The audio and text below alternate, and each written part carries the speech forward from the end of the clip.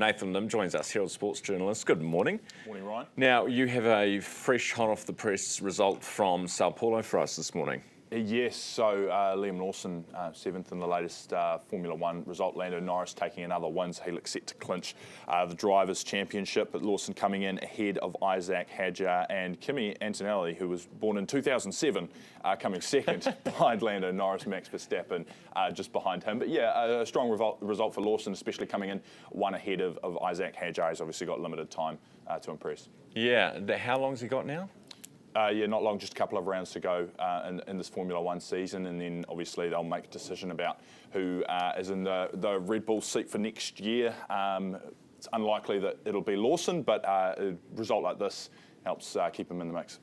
Now, we had Ian Jones on the show earlier, but obviously Damien McKenzie quite important on Saturday. Yeah, he basically won the game for New Zealand when he came off the bench, came off and kicked a really important 50-22 late in that second half. He then scored what turned out to be the match-winning try in the corner, which he had no right to, shrugged off his opposite, scored the try, and then kicked a penalty goal from 48 metres out from the post, and New Zealand snatched the win.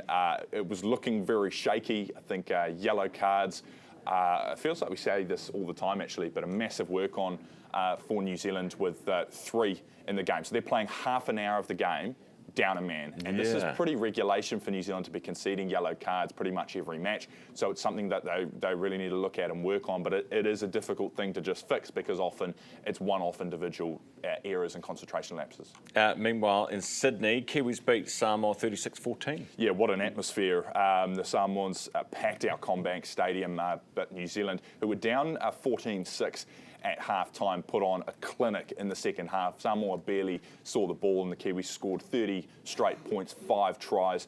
A number of players stepped up. Dylan Brown was incredibly important, and Kieran Foran, the halfback. In his final game, he retired from the NRL earlier this year and just came out of retirement sort of to play his last international series with the likes of Jerome Hughes injured for the Kiwis. So he was important as well. Casey McLean, Aaron Clark, everyone stepped up in that second half for the Kiwis, and it's quietly satisfying as a Kiwis fan with the boos ringing out in the stadium during the haka and Jerome Luai going quack, quack, quack, quack, quack the whole game. So, no, it was a good result for the Kiwis. Hey, it would be remiss of me not to ask you about the Silver Ferns, because they're in action this morning, have been in Glasgow. Yes, a 63-41 win for the Silver Ferns over Scotland. It was a much rejigged sort of Silver Ferns lineup. They were testing out combinations. Cara Stife got her debut at goalkeep, but definitely a lot different to the side that ran out in the Constellation Cup. There was no Grace Weke, no Maddie Gordon. We saw Martina Salmon and Amelia Wormsley in the shooting circle, and they swapped around between the goal attack and goal shoot position. So it was an experimental game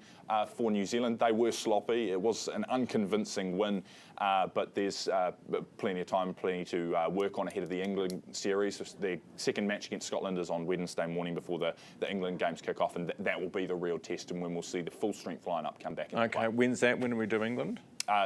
Scotland's on Wednesday, and then they have, I think, 3 days off, and then game 1 against England Sunday morning, game 2 is Monday morning. Brilliant. Looking forward to it, Nathan. Thank you. That's Nathan Limm from the Herald this morning.